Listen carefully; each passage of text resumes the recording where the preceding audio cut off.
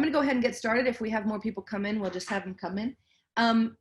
Rachel, sorry, I've jumped in center stage here. Do you want to say something? No, absolutely. You go right ahead. I'm just delighted that you can join us today because the kefir for me was recommended by a client and it has really, really, really helped me. I obviously deal with a lot of clients daily that, you know, not just only their skin, but are massively interested in improving their, you know, overall well-being and, you know, all sorts of things that come up in conversation. So I think that that it could really help a lot of our clients. So thank you. Well, I'm really happy to be here. So I'm Shann Nix Jones. I'm a gut health expert, and I focus on what happens inside your microbiome. So your microbiome is the collection of trillions of little organisms that lives inside your gut. And it's your large intestine that we're talking about, really. The easiest way to imagine your microbiome, you may have heard of, you know, your gut microbiome, you go, what is it? Bugs in my gut, ooh. I always go, no, not bugs, ooh, bugs, yay, bugs are beautiful. We love bugs. We love your gut bugs. Imagine your microbiome as a gorgeous little Amazon rainforest inside your body. Imagine it is full of all these different kinds of organisms, you know, birds, lizards, leaves, deer, jaguar, frogs, plants, trees, fishes in a river. You know, the whole ecosystem is cooperating and it's full of life. Now that's in an ideal scenario. You want your gut to be full of life. And if you imagine going into the Amazon rainforest, you would want to see all these different organisms. You can kind of sense that, you know, you want to see a lot of activity and a lot of richness in there. Now, if you walked into the Amazon rainforest and you found that it was completely depleted and wiped out, and there was one tree and one frog and one plant, you'd go, ooh, we have a problem here. You know, you kind of sense that the depletion is not good. It's the same inside your gut, okay? Biodiversity, just as it is in the real planet, is what you want inside your gut. Now, what happens is that there are four things that I call the four horsemen of the gut apocalypse. And they are sugar, stress, environmental toxins, like the ones you find in your cleaning products and your personal care products, and antibiotics. Any one of those things will wipe out the good bugs inside your gut the same way that pouring bleach into a river will kill all the fish. It just wipes them right out. And what happens in that case is, just as in your garden, I use a lot of these natural metaphors because your gut is a natural ecosystem. That's not a stretch. You know, that's exactly what it is. If you go out in your garden and you clear a bunch of ground and you leave it open, it will fill up again, but it will not fill up with flowers. It's going to fill up with weeds, right? It's going to fill up with a nasty, fast, opportunistic pathogens. It's the same inside your gut. So you have a course of antibiotics, you eat too much sugar, you get exposed to chemicals. I mean, all of us are, right? We're exposed to pollution. We're exposed to cleaners, the household cleaners, your personal care products. By the time the average woman leaves the bathroom in the morning, you have hosted 515 separate chemicals, many of which leach into your system and alter your DNA. And when that happens, your cells actually turn on each other. They no longer recognize one another and they start attacking each other. That is friendly fire, and that is the definition of autoimmune. So you may have heard the phrase autoimmune tossed around. Autoimmune happens when your own immune system attacks itself. And it does that when your gut microbiota gets disturbed and no longer recognizes your own cells from invading cells. Does that make sense? That's what autoimmune is. So the chemicals in your personal care products are a big, bad issue and something that you really need to think about. I know Rachel and I were talking before the meeting, and she's saying a lot of people have a lot of interest in natural products right now. Go green, really, because those chemicals can actually interrupt your immune system. 78% of people who have autoimmune issues are women. And the reason for that is we are the ones who do the cleaning, and we are the ones who use the personal care products, the deodorant, the shampoo, the conditioner, the makeup, that, you know, all that kind of, all those products and chemicals soak into your system, and they're not doing you any favors. So the good news is that actually you can put the bugs back into your system. And we're going to talk about how to do that. But first, I want to talk a little bit about the ways that this can impact you. So what difference does it make? You know, you've got your little microbiome there. It's being depleted by really all the things you are experiencing in modern life, because who among us, right, can avoid stress, especially these days? Hard to avoid chemicals, hard to avoid pollution. Sometimes you need to take antibiotics. It has to happen. Again, that will wipe your microbiome out, like pouring bleach into a river will kill the fish. So then what happens is you will see things like rosacea, acne, psoriasis, eczema, IBS, depression, anxiety, chronic fatigue, arthritis, muscle aches, any kind of sort of stress or fatigue or depression that you're dealing with, it starts in your gut. So literally, it's not in your head, it's in your gut. And the reason for that is that there is a very powerful connection between your gut and your brain and your skin. And I know that that's Rachel's area of expertise. The gut-skin connection is a thing. It is very, very real. You kill off the bugs in your gut, and you're going to see the result in your brain. You're going to feel it as anxiety and depression and fatigue throughout your nervous system, and you're going to see it map onto your skin. Anything that's going on in your skin, eczema, psoriasis, rosacea, acne, anything like that, is a result of your gut. Those issues are not skin disorders. And that's probably the most important thing to understand.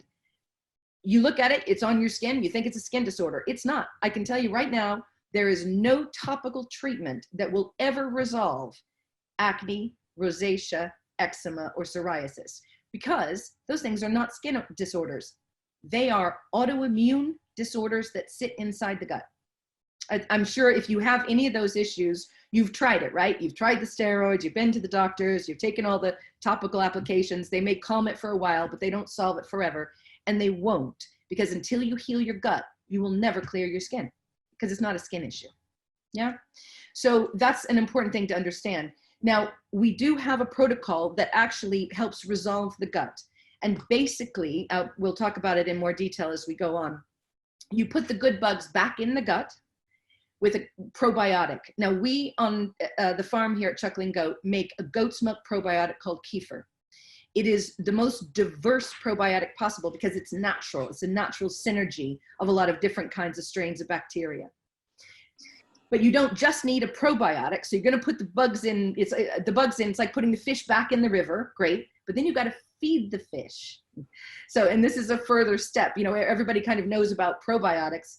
The big news these days is about prebiotics as well. So prebiotics feed the probiotics, and you need both. Otherwise, like, you're putting fish in the river, but there's no food for the fish. So what I'd really like, if you take away one thing from today, I'd like to take away this image of an ecosystem inside your gut that you need to take care of. Okay, that's like your special little ecosystem. You are the protector and defender of your gut ecosystem. In order to do that, you've got to put the organisms back in there. You've got to feed the organisms, and then you've got to stop killing them off.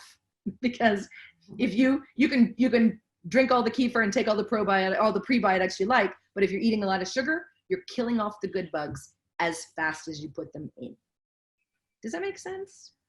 So really what you're doing is you're sort of becoming a protector of your own personal ecosystem, the way that you would if you were going to go and take over responsibility for a section of the Amazon rainforest and go, okay, this is my responsibility. I'm going to bring it back to health. I'm going to nurture it. I'm going to get it full again of all these wonderful organisms. That's the project that we're looking at here. It is slow.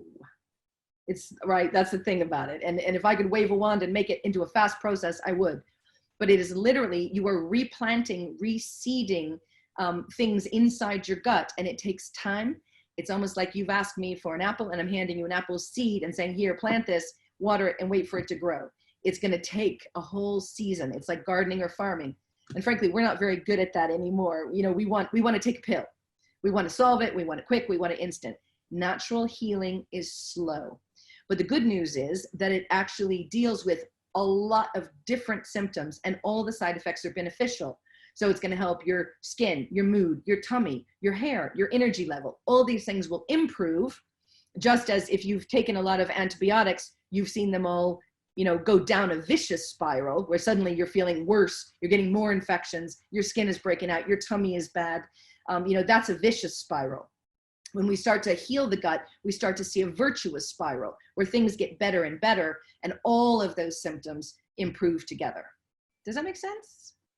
Yeah. I noticed my energy levels quite quickly though when I started taking it. I don't know if that's something that you do notice faster than other things, but literally within, I'd say like even a week or so of taking it, like I was, you know, like how some, like I would find that I would wake up in the morning, like just even having almost like the more sleep I had, the more tired I felt in the morning. But I have been kind of just getting up, you know, even though at the moment I don't have that rush to get up and get dressed and get ready and be anywhere. I have found myself naturally waking as opposed to just being forced to wake up. And when I have woken up, I felt quite like rested almost, you know? Yep, absolutely. I noticed that really quickly. So your sleep patterns are controlled by something called serotonin. Serotonin is manufactured inside your gut. So you may have heard that serotonin is the happy hormone, and it is, but it is also responsible for a lot of other things, including your sleep pattern, your bone growth, etc. And 90% of your body's serotonin is manufactured inside your gut by 2% of cells. They're called enterochromaffin cells. And so if you want to go back to my Amazon rainforest metaphor, and they're called EC cells for short. EC cells are like the birds of paradise in the Amazon rainforest. Very rare, very special, very important, and very beautiful. And so again, a good course of antibiotics will wipe those EC cells out, and then you are not producing any more serotonin. No serotonin, no happy, no calm, no smooth processing of food through your system. All that stops. And no regular circadian rhythm, no good sleep pattern. So you wipe the serotonin out and you are going to be depressed, anxious, not sleeping well, not digesting well. You're going to have IBS, constipation, diarrhea, maybe both, you know, because the serotonin regulates all of that. So when you start restoring the gut, one of the nice things we see is that probably within 3 to 6 weeks, you do start seeing more energy and you start seeing an improvement in your mood. So people report less anxiety, less depression, just feeling better in themselves. It's because those EC cells are starting to work again and produce serotonin. So that's a very happy early result. There are differences. Rosacea, for example, takes a long time to resolve. Rosacea, we can do it, and when we've worked with people who resolve it, you're looking at 12 to 18 months. That indicates a very severe and deep-seated dysbiosis that's going to take a long time to resolve. Eczema is easier and faster to resolve. Psoriasis is kind of in the middle. Acne, we get very good results. Again, it depends on how long you've had it and if you've taken Roaccutane, which really wipes your microbiome out and so on. But yeah, you're absolutely right, Rachel. The energy and anxiety is the first kind of early things to resolve. Yeah.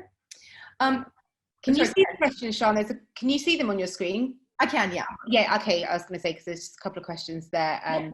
Hannah was just asking if sort of symptoms tend to get worse before they get better. Yeah, and Hannah, no problem. Kids at home, that's lockdown. That's fine. Yeah, do things get worse before they get better?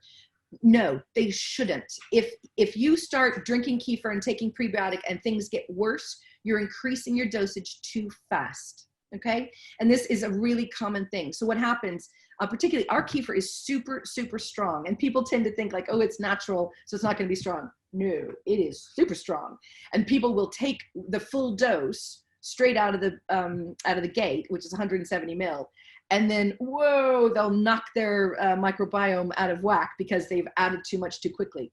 Again, ecosystems like to be stable and settled. Homeostasis, you might remember that word from your biology class. So you want to make very slow incremental changes and keep it stable. You don't want to, wobble. Your microbiome is wobbled by trigger events.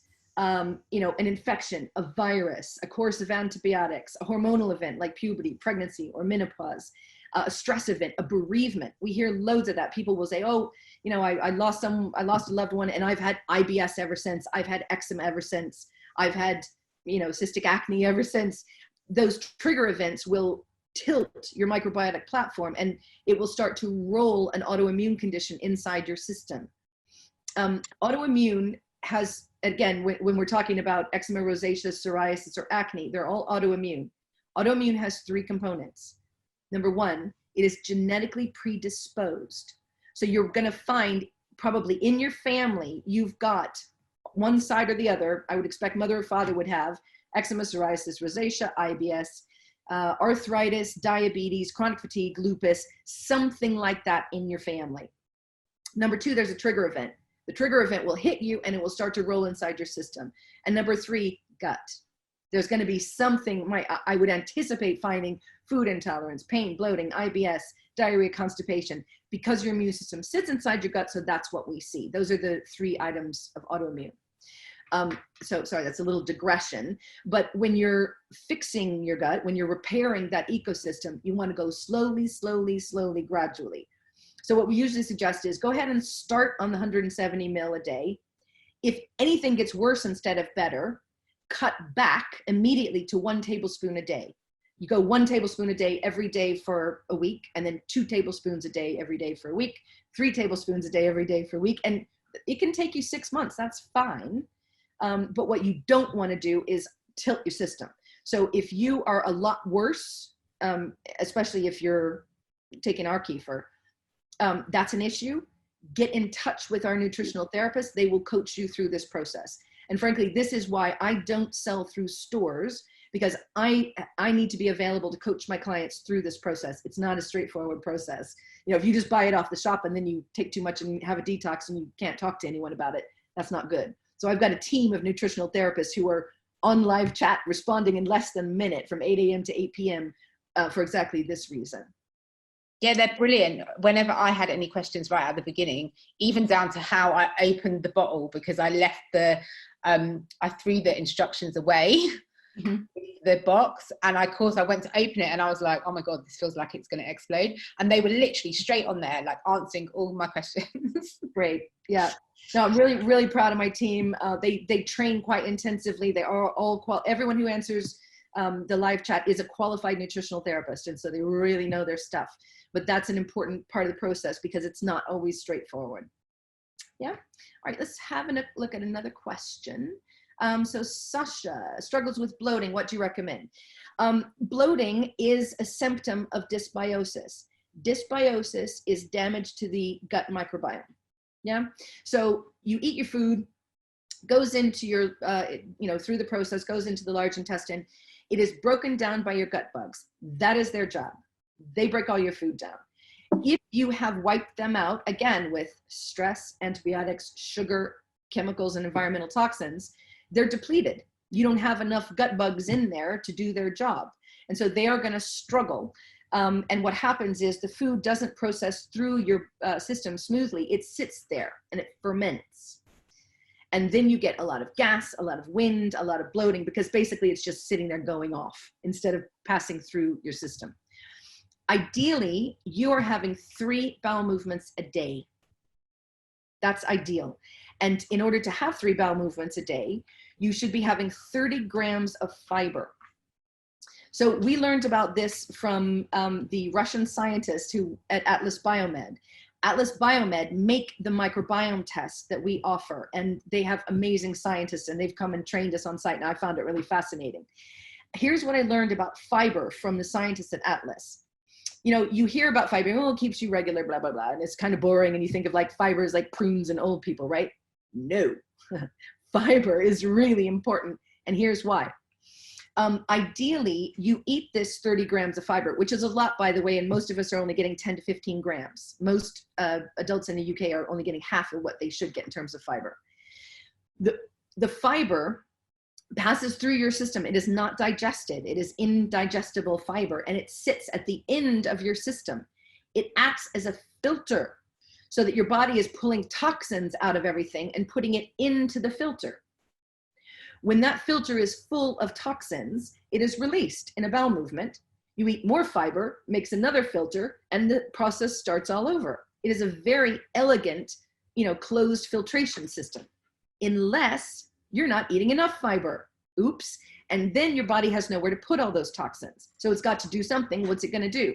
Well, first it's going to try to put them out your sweat glands, and you'll start to notice that your sweat is quite smelly. And then it's going to try to put it out your urine, and that's going to overwork your kidneys, because none of those things are not designed as large-scale toxin removers. They're just kind of short-term workarounds, right? And then if it sort of fails at those two things, it's going to start to pack it into fat cells around your liver. And you're going to start to notice middle-age spread. So that is all those things, plus the bloating, are a result of not getting enough fiber, because your body is lacking a good filtration system for your toxins. So that's why it is super, super important. The other thing about fiber is we think, oh, fiber, eat some Weetabix. No. What we've learned again from the test, and Rachel's asked me to talk more about the test, and I will if people want to hear about it, is there are 21 different kinds of fiber. It ain't just Weetabix. You remember I said they're all about the biodiversity and all the different kind of bugs? Well, they all eat different kinds of food. They don't all eat the same thing. It's like if you have a really exotic fish tank with all these specialized, anemones and stuff, you don't just chuck goldfish food in there. Each one of them eats their own particular kind of food. So the microbiome test, what happens is you take a stool sample. It's a bit gross, but at least you can do it in the privacy of your own home. You put it in the post. It goes off to the lab. They analyze it. They find out all of what's going on inside your gut, all the strains that are there and all the strains that are missing. Because we know kind of which strains tend to do which things, we can see what your disease protection is, what your inflammation rate is, if you're going to be prone to obesity, Crohn's, colitis, heart disease, diabetes, things like that, how much vitamin synthesis is going on in your system, whether you need to supplement.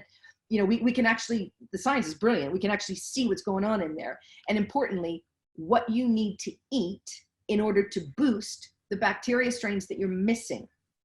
So see, if you've taken antibiotics, you've been stressed, you've depleted your system, you're missing certain important strains, we need to put those strains back in there. We need to feed them. They eat certain kinds of fiber. So you get a recommended foods list that tells you, okay, you need to be eating this, this, this, this, and this. So the microbiome test is not an intolerance test or an allergy test, but it's a test to sort of see the entire system of your microbiome and what you need to eat to boost what you're lacking. If that makes sense. And then what we did was we were having customers come back and go, okay, great, but maitake mushroom, what is that? Where do I buy it? How do I cook it? This is making my life complicated. There's food, like there's all these foods you're supposed to be eating. How do you get them? So what we did was we created a powder that has 18, every possible natural source of all those fibers, and put it in a powder. So you just do 10 grams of the powder, put it in your smoothie, job done. So that's kind of a quick and easy workaround to get all those fibers without having to source and cook and eat all those different and sometimes exotic kinds of food. Okay, that was a very long-winded answer about bloating. Sasha, does that make sense? Great. Okay, Simone, does this get exasperated during premenopause? Yay, I'm with you. Yes, it does. Woohoo! Oh, lordy, lordy. Yeah, the reason for that is, again, hormonal events, pregnancy, puberty, menopause, tilt your microbiotic platform. So it's like it's like a tsunami floods through that microbiome and washes all those little critters off their perches, and it's disruptive. And so you can, at that time, people notice that a lot. They'll say, oh, during pregnancy, my skin got worse or my skin got better. My hair got thicker, my hair got thinner. That's changes to your microbiome. Yeah, so premenopause, everything goes crazy, and definitely that you can see a lot of, skin issues and things like that. One of the things that we're working with now is herbal tinctures, and I'm really interested in that as a natural kind of addition to gut health. Chemical medications harm your microbiome. They just do. They're designed to like kill off one kind of thing or do one kind of thing, but they harm all the other bugs. So the brilliant thing about herbs, and I recommend them to you, is they can create an effect that you want and need without harming your microbiome. Herbs are powerful. You know, we're not really, you know, you go, oh yeah, drink some chamomile tea. Listen, chamomile is amazing. Chamomile is powerful. And so really take advantage of the power of herbs. If you're having hormonal issues, I recommend something called shatavari. I can post it up on, let's see, I'll see if I can put it on chat. But shatavari is a herbal, it's wild asparagus, and it actually is brilliant for balancing hormones. So it's great for premenopause, really, really helpful for that. Okay. Right. Sorry, I've just lost my chat. Oh, there we go. Okay. Another question. Does the advice differ for long-term antibiotic use? I have to take mine for probably 12 to 18 months. Ouch. That's horrible. No, it doesn't differ. In fact, kefir is good to take while you're taking antibiotics because it buffers your system. So it will not interfere with the action of the antibiotic. An antibiotic will always trump a probiotic, but it will kind of, you're sort of putting the good bugs back in there. The antibiotic is going to continue to kill them off, but it's better to do that than just let the antibiotics wipe everything out. So at least you're kind of, you know, working on maintaining the system a little bit while you're taking the antibiotics. I would suggest that you do the kefir and the prebiotic both during that time. And also, I would really recommend that you do flaxseed oil. So flaxseed oil is brilliant. It's an omega-3 source. It's very anti-inflammatory, it boosts your system, and especially for serious issues, which I'm guessing if you're taking long-term antibiotics, you've got something serious going on. The combination of kefir and flaxseed is very, very powerful. So I just use a cold pressed virgin flaxseed oil, and I put a tablespoon of it every day in my smoothie. It combines really well with the kefir, and so that's what I would recommend during that time. Yeah, does that make sense? Is Mandy, is it? Yeah, Mandy? Okay. Okay, from Sandra. Granuloma annulare. Is there anything to help? Again, I sound like a bit like a broken record. It's autoimmune. And anything autoimmune stems from the gut. So what happens is you get sort of symptoms all over the body, and that is one of them. But those are all sort of symptomatic leaves of a single tree. And I would imagine she's having other symptoms as well. So if the root of the tree, or the trunk of the tree sits in the gut. So if you resolve the gut issues, you're going to resolve all of those issues together and everything will get better. It gets better at different rates. As Rachel pointed out, the energy level might improve first. Maybe the mood improves next. And then if there are tummy issues, those tend to get better.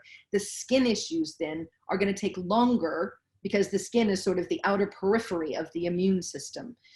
So yes, it will help. It will probably take longer, but she'll notice other improvements in the meantime as she's moving forward.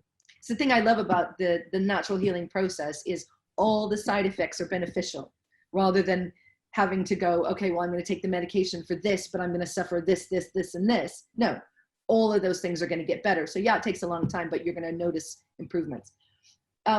By the way, a long-term system, when you're working to heal, I really recommend a journal. So it's important that you write down for yourself all of your symptoms, every single symptom, mood, tummy, allergies, skin, all of these things, and give yourself a rating on a scale of 1 to 10. So today, my skin's a 5, but my energy's a 2 and my mood is a 6. Rate them all separately. And then as you start to go through the gut healing process, go back to that diary and write it down every day. It doesn't have to be prohibitive, just 30 seconds. Give yourself a quick number so that you can track your journey. You need a metric. Otherwise, if I ask you, how did you feel 3 months ago? You don't know.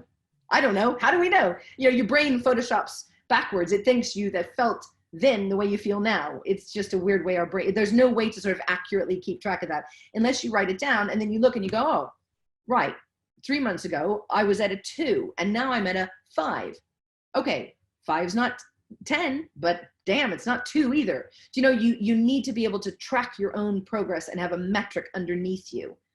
Also, that's useful if you do go and see a GP. You can say with some authority, you know, they say, oh, how long have you been feeling this? And you go, oh, I don't know, 6 months. But if you look and go, well, since March the 2nd, I've noticed, you know, I've decreased, I've increased, whatever. It gives you a little bit more authority when you're talking to a GP or consultant. So the idea of tracking your own symptoms and keeping a journal will help you not get lost in that long, subtle process. Does that make sense? Okay, great. Right. Simone, would avoiding cow's milk, as I've only had oat milk for 2 years and massive improvement? Yes. One of the things that we recommend is avoiding cow's milk altogether. In fact, humans just shouldn't be drinking cow's milk.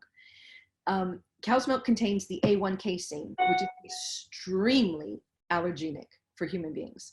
And they estimate that up to 60% of people actually are allergic at some level to cow's milk. Cow's milk is in everything. If you know, as you go into the shop, I mean, everything you try to buy or eat, it's got cow's milk in it. It is not good. What you want, and I don't recommend getting rid of all dairy either. A2 casein milk, which is goat, sheep, camel, buffalo.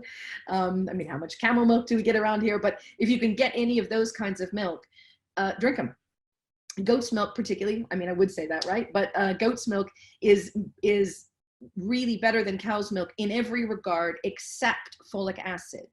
So if you're giving it to a child under the age of 1 or you're taking it when pregnant, you need to supplement with folic acid. Otherwise, it's got more of all the good stuff that you like and it doesn't have the bad stuff. Cow's milk has agglutinin. If you put cow's milk in the fridge and you know it develops that little creamy bit on top, that's agglutinin, literally glue. It kind of glues the molecules together. If you have goat's milk, it doesn't do that. It doesn't make that cream on top.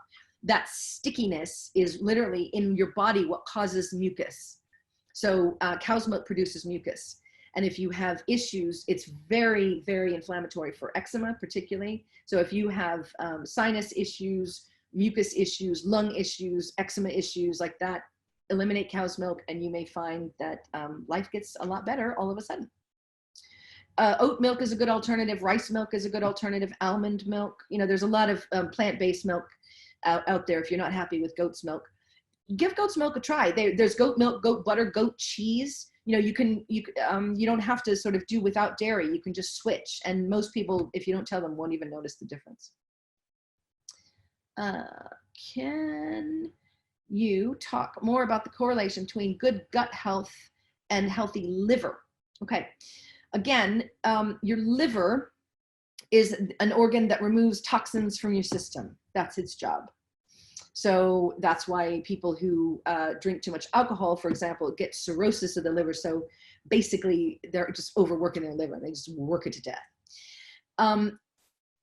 Your gut health impacts every organ of your body.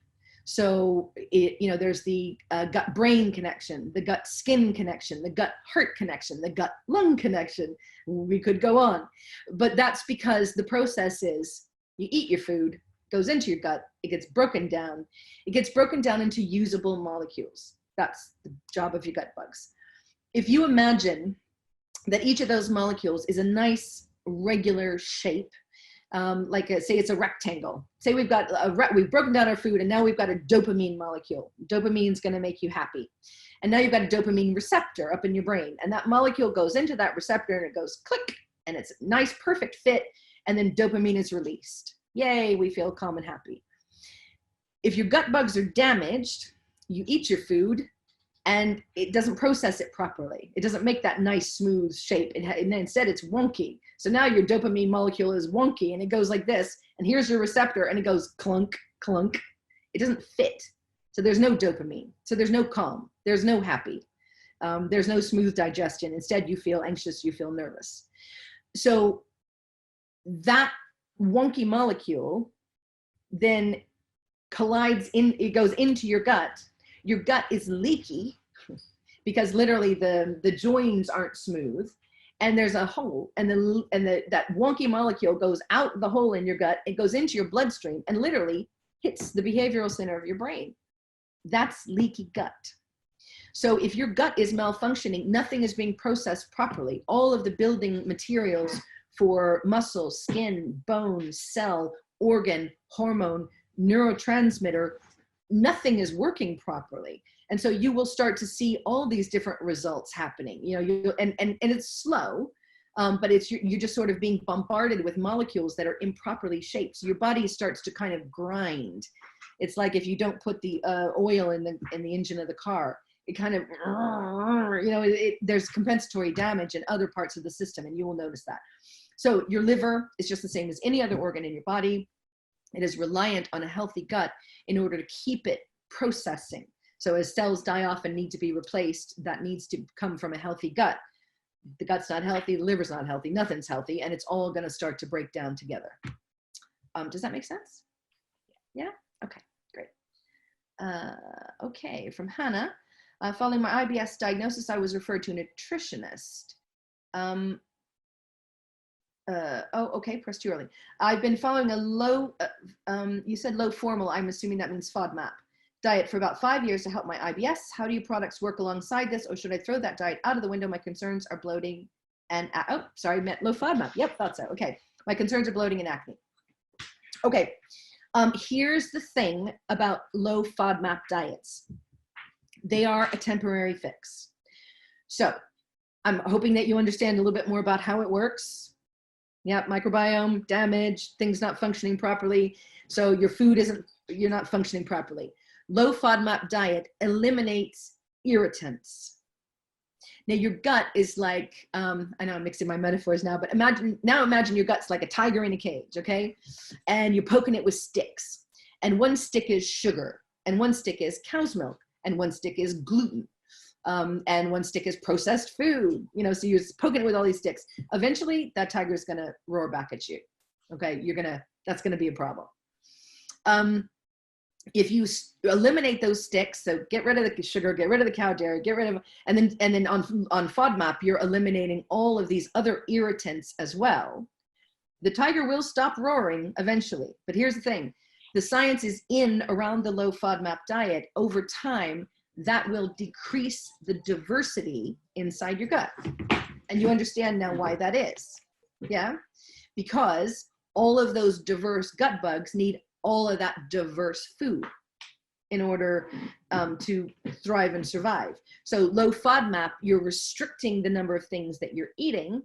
And so you're restricting the number of fibers and nutrients that the bugs are getting. And so you're depleting the diversity inside the system. Does that make sense? Yeah. So over time, the low FODMAP diet will deplete your microbiome diversity. It helps in the short run because you're just, instead of sort of fixing the problem, you're just removing the irritant. So it will give you a positive result. It is not something that I recommend over time. 5 years is way too long, okay? It's something to do to deal with acute symptoms in the short term, but then what you need to do is get your gut health back in order. And as soon as that happens, you want to increase the diversity of what you're eating. Ultimately, what you want to be eating 50 different foods a week. 50, think about it. Now, I mean, very few of us actually eat that many. It's a struggle. The good news is different kinds of herbs count as a food, different kinds of spices, but really that's what you're after. The people at the Tameout Clinic where they do fecal transplant, okay, my friends? Now, people say, oh, the kefir tastes, like butyric acid, has that Parmesan-y taste. Oh, I was like, well, you know what? The next stop is fecal transplant, where they blend up poo and give you an enema of somebody else's feces.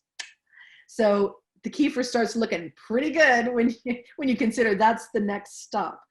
But at the Tameout Clinic, they have donors, and the donors have these perfect microbiomes. Their donors eat 50 different foods a week. So that's ideal. That's what your goal is. You want to get to the point where you're doing that. And what I suggest is that you try to eat a rainbow of foods. So try to eat, when you go to the grocery store, get a bunch of different fruits and vegetables. Take yourself to the fruit and veg aisle, and like you would take a 7-year-old and go, okay, let's go crazy. Get purple, yellow, orange. Try to get all the colors of the rainbow, and then rotate your way through. so that you're eating every color in the rainbow every day. And then tomorrow you're rotating. So if today your red was beetroot, tomorrow your red is strawberry, and you've got, you know, there's a sort of a joyful combination of colors going on there. That's the goal. So do the products work alongside this? Yes, they do. But the goal is to get off the Fodmap and get onto eat the rainbow, eat a bunch of fiber, eat a bunch of diverse, different kinds of food, because every different kind of food you eat is feeding a different kind of gut bug. You're having all these trace minerals and things like that. Trillions of bugs inside your gut, as many bugs inside your gut as there are stars in the observable universe, 10 to the 24th. That's a lot of bugs, and they need a lot of different kinds of food. So when you think about how to work with your microbiome, it's a fractal. The way that we need to deal with our inner ecosystem is the way that we need to deal with our planet. You know, we want the same things. We want it to be full of life. We want it to be healthy. We want it to be diverse. And so the rules are just the same, and they're not complicated. They are love it, feed it, don't poison it. And that's the answer you need. Shann, I know there's a few people on here that have like celiac. Mm-hmm. Is the kefir good to help with symptoms? And yes, again, celiac is, you know, gut related, and it is quite extreme. I know it's very, very difficult to deal with, but resolving gut issues by putting the bugs back inside the gut is going to help that. And it's, you know, it's going to be difficult. You're going to have to work with the fibers and everything, and be very, very careful to avoid the gluten. And that can be difficult, but we recommend that people avoid gluten anyway.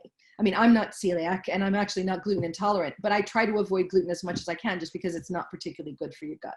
But yes, so the same protocol applies to celiac. Okay, cool. And there was something else I was going to ask you. So is it something that you should take like all of the time? So obviously I did my first order and I got my 4 bottles, and it was like, you know, and I've taken it. And it's funny actually how quickly you get used to it.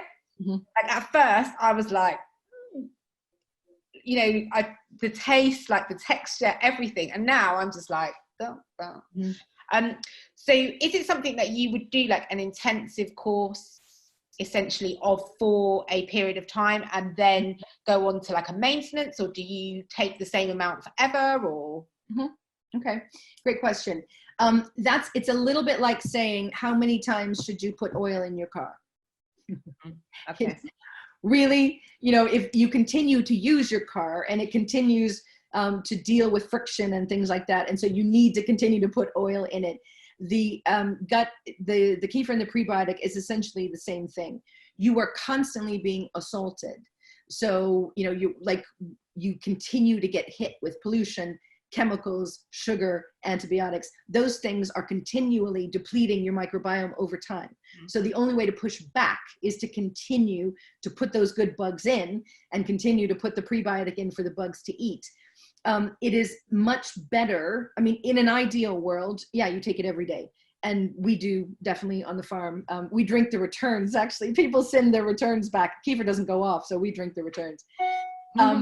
If you are, and I know, you know, it's difficult sometimes to take it every day, but better to cut down and only take a little bit, you know, over time, because again, what you're after is stability. So if you're taking it and then stopping and then taking and stopping, what you're doing is you're really, you know, you're rocking that microbiotic platform, and your internal system doesn't really appreciate that. What you want is sort of slow and steady. So yes, ideally you take it every day. It's like saying, you know, how often should you eat a clean diet? Well, it depends on how healthy you want to be. You know, it's a lifestyle shift. It's an ongoing thing. Yeah, for sure. The taste, this is really interesting. Our kefir, so I learned to make it from a Russian doctor who was giving it to her patients who had autism and ADHD because of the brain-gut connection. Our kefir is unflavored, and that's the point. Any sugar, any flavorings, any artificial sweeteners kill off the bugs inside the gut, again, which is, so you're killing I won't name names, but there are supermarket probiotics that have more sugar than Coca-Cola. And so you will actually be doing more harm than good if you take those probiotics. Your probiotics shouldn't taste good. It is not yummy. It is not a milkshake. And that is not the purpose of it. And if it does taste good, those flavorings are doing more harm than good. It is fermented. It has a very sharp taste. Now, we are accustomed to everything being sweet. But interestingly, so my little granddaughter just had her kefir for the first time. And there was nothing mixed in it. There was some avocado mixed in it. And she absolutely went nuts for it. And I've seen this before. Babies who have not been trained to have everything sweet love that sharp fermented taste. We've trained ourselves that everything should be sweet or salty. And it's a shame, actually, because the sour, the bitter, those flavors are important to stimulate digestion. What you're tasting in the kefir is butyric acid, which is the flavoring in Parmesan cheese. If you get that taste of Parmesan. Yeah, it has got that taste to it for sure. Mm-hmm. Yeah, that's what that is. Butyric acid, butyrate, is a very important anti-inflammatory on its own. In fact, the microbiome test tests for your level of butyrate production inside your system. And butyrate is a health supplement all by itself. So that harsh, sharp taste, that actually is a very important anti-inflammatory. So it is something that you get used to, and people find that they start to crave it over time. My husband, for example, won't drink the kefir until it is so fermented that actually they'd separate it into curds and whey, and it's like super, super sharp, and he just loves it. That's the way he likes it. So that's part of kind of training your taste buds. If you struggle with the taste, you can blend it up with banana. 100% pure stevia is the only sweetener that I recommend. Not honey, not agave, not coconut sugar, none of that. It's all too high GI. And if you use stevia to sweeten it, it has to be 100% pure. Sometimes they will bulk it with dextrose, like Tesco. Don't buy stevia off the shelves in a supermarket. That you'll find it's bulked with dextrose, which is sugar, so that's not helpful. You can order it online, but it has to say 100% pure. Okay, cool. And so you said about it's okay to give to children. Oh yeah, it's brilliant for children. Any baby, I think my little granddaughter is 5 months now. So anything over 4 months, it's fine to give them, and it's great for them. The earlier they get it, the better. You start them slow, obviously, a few drops, and then you get a little teaspoonful. And again, slowly, you don't want to dump a bunch of new bacteria in. You just want to increase it slowly over time. Great for kids. Okay, cool. Yeah, because Ava is 11 now, but she's always had like problems like constipation, and like at one point they're like, oh yeah, she'll just grow out of it, and she never really has. No. So I wonder whether I'd get her to take it without any. So if I was going to do it with like in a smoothie, presumably you just have to take it straight away, because like you said, of the sugar destroying the. Exactly. Is it only banana that you can put it with, or you could put it with strawberry? Or you can blend it with anything. Blend it with anything she likes. The banana is good because it makes it creamy and it makes it sweet. We do sometimes a smoothie with banana and blueberry, which is really nice, or banana and strawberry, or whatever her favorite, fresh fruit is fine. And then you could get yourself some stevia and just sweeten it until she'll tolerate it. If she's 11, she probably won't take it straight. She'll probably need it sweetened. So there's no problem with blending it up with fresh fruit. But again, you're right. Drink it straight away. You don't want to sit it, because the sugar will kill off the probiotics. Cool. There's another couple of questions there. I take Simprove every day, which is great for me. How does it work with your product? And Simprove is an alternative probiotic. I would take one or the other. You don't need both. And your thoughts on functional medicine? Functional medicine. I like functional medicine. I'm a big fan of Chris Kresser. I like Dr. Josh Axe. The concept of functional medicine as sort of being proactive and cleaning up your lifestyle so that you're not depending on chemicals to prop you up. Great concept. Love it. Big fan. I see I've also missed a question here on intermittent fasting. 18 to 20 hours. I'm a fan of intermittent fasting. I don't do anything extreme, but it's a good idea to stop eating at 7 p.m. and don't snack and don't eat anything. And then you can leave your breakfast until quite late in the afternoon, or not, 10 o'clock, 11 o'clock, which gives you a nice functional intermittent fasting window. Your system think of yourself like a plant. You know, plants sort of function during the day when there's daylight, and your digestive system is the same. So your gut bugs are definitely tied into your circadian rhythm because of the serotonin that we talked about, and they stop working at night. So if you're dumping a lot of food into your system after dark, your system struggles to digest it. So it's a really good idea. The earlier you can eat your supper, the better. Also, again, regularity, stability, your system like a child, you know, your gut bugs like a regular routine. So try to nail down your supper time, try to nail down your meal times. Your gut bugs anticipate your meal times. Like a dog that, you know, if you know, like, you know, your dog gets fed a certain time and it's like, okay, feed me. Your gut bugs are the same. They will get into a routine, and you get increases in certain bugs and so on. They kind of get themselves ready. They're like, okay, it's mealtime. If your meal times are all over the place, they can't lock into any regular schedule. So Ayurveda, for example, which is the Indian tradition of, you know, really using a lot of habits, and it's sort of the original functional medicine system.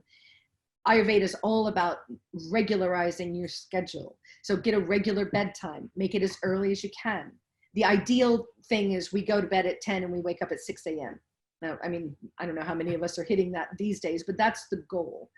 The ideal supper time then would be 6 o'clock, no later than 7, and try not to eat after that because your system can't digest it. It's not great for your system to be stressed. And then, you know, what we do normally is we have a smoothie then in the morning, and we don't eat a kind of heavy protein until probably 11 o'clock. And by that time your system is, you know, going and you got bugs are ready to go. But try to create regularity. Also, if you're having trouble sleeping during this time, really great to watch your screen consumption and cut all your screens off 2 hours before you go to sleep. So a lot of us will, like, we think we're in bed, but actually we're watching TV, we're on the phone, we're on the tablet, and that blue light plays havoc with your circadian rhythms.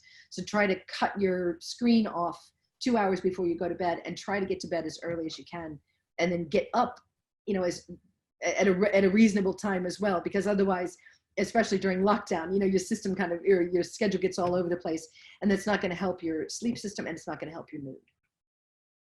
Oh. Makes sense. Okay, great. Let's see. Advice from a nutritionist. Started taking digestive enzymes. Would kefir work alongside, or is it one or the other? Digestive enzymes are fine. They work alongside kefir, and that's not a problem at all. Ideally, what you're looking for is you're hoping that the kefir and the prebiotic together will get your system up and going so that you don't need to take the additional digestive enzymes. So that's the goal. But until you get there, it's fine to, you know, take it alongside. There's no conflict there. Perfect. Okay. Have I dealt with everybody's questions? Does anybody have? Yeah, I think so. Okay. Has anyone else got any questions? No. Okay, well, if you think of anything, if you have any further questions, as I think we said at the beginning, the easiest way to contact us is to hop on live chat. So my website is chucklinggoat.co.uk. And if you go there, a live chat icon will pop up, and one of my nutritional therapists, lovely lady, will get in touch within a minute and answer your questions. So any questions at all about gut health, diet, if you're interested in the microbiome test, we can answer questions about that. Just want to have a chat, you know, that's what they're there for. So be lovely to talk to you on live chat. Shann, thank you so much. That was amazing, really helpful. I have got the codes and stuff as well that your guys sent over for my clients, so I'll get those out to everyone. And if people want to order stuff, I guess you guys are still delivering and super busy, right? I guess we're delivering, we're busy. We also, one of the things that we didn't really talk about how I got the whole business going, but I figured out the kefir was good for gut health. And then I figured out it's also good for skin, because your skin is a biome, just as your gut is a biome, and same things apply. It needs to be fed, and the kefir is a probiotic that's as good for your skin as it is for your gut. So we also do skincare. We do kefir cleansing soaps, and we do kefir lotions. And those work very well. If you drink the kefir and then use the kefir lotions and soaps on your skin, you're healing from the inside and outside, and we do get very dramatic results. So again, we've got 4 different ranges: sensitive, calm down, breakout, and soothing. They have different essential oils in them. There's no chemicals, perfumes, dyes, phthalates, anything like that. It's only essential oils, herbs, spices, roots, things like that, goat's milk and kefir. But the different essential oils are good for different conditions. So the breakout, for example, has thyme and tea tree, very strong, very strong. It's great for cystic acne. It's great for psoriasis. Some people find that it's even too strong. The tea tree is too strong for them. So it can be used as a good sort of spot treatment, but I wouldn't cover yourself with it because it's really strong. Soothing is great for rosacea. The sensitive is designed for people who are allergic to everything. We have a lot of clients who just like everything makes them react. So there's nothing in there. There's no essential oil. It's just milk and oil. And the Calm Down has lavender in it. Lavender is great for spots as well. Not quite as strong as the breakout, but some people can have lavender essential oil. Some people can't. There are people who are allergic to lavender. But it's a beautiful lotion. It's what we're supplying to the NHS right now to help with cracked hands after hand washing. And also they're having breakouts because they're using the masks. And so we're sending out a lot of free lotions to them to try to help them because, you know, it's that kind of time. But that lavender lotion is a beautiful one for cracks, dry skin, spots, burns, stings, and it's very gentle. So it's kind of a matter of, you know, what scent do you like? Do you like rosemary? Do you like lavender? Are you allergic to everything? So you can kind of take your pick there. But again, the nutritional therapist can advise you if you have any questions about skincare. But yeah, we deliver to your door. So I think there's a little bit of a wait time, 2 days or something like that, but we're pretty much on top of our queues. Just two last quick questions before you go. One last question says, does chemical through skincare and makeup impact the gut? I think you touched on that earlier, didn't you, about the amount of chemicals that we can get through to our gut from? Absolutely. It soaks into your skin and it actually leaches into your system and it alters your DNA. It absolutely 100% does. Those chemicals that are in the makeup and skincare and things like that 100% affect your gut health and 100% impact your immunity and cause autoimmune disorder. So yes, that's my one suggestion really, is clean out your bathroom cabinet. And if it has words in it you can't pronounce, throw it away. Mm-hmm. You know, you should be able to eat the ingredients of your skincare. Why would you put something on your skin that you wouldn't put into your gut? It's all connected. So literally keep it clean, keep it green, and then you don't have to worry. Perfect. And does your skincare have any anti-aging properties? Yes, it does. So the kefir is, again, a bit of a, you know, secret bullet. It's kind of the fountain of youth. It's very anti-inflammatory. It is a gentle exfoliant, and it keeps your skin in really good nick. So particularly the soothing lotion, which is good for rosacea, is also good for mature skin. It helps deal with age spots and so on. So the combination of kefir and the rosemary essential oil works very well together for mature skin. I myself am 90 years old.